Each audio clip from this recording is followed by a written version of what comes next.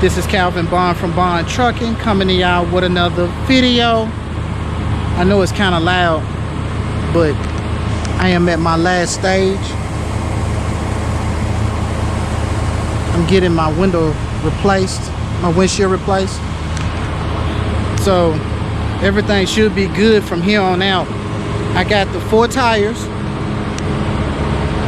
Then me and my father, we fixed the table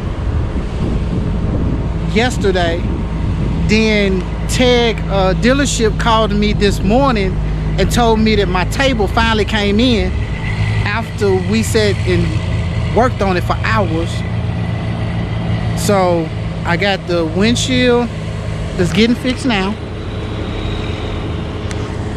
I got the tires and the table fixed.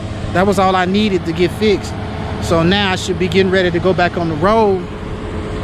I've been looking on the board and the freight looking like it's getting better. So that's a plus. I got everything fixed. That's a plus. So now all I gotta do is get out here and make the money. I hope everybody have a great weekend. I think I'm gonna stay the rest of the weekend. Today is Thursday. So I think I'm gonna go on and stay the weekend, then come back out and do about 3 months.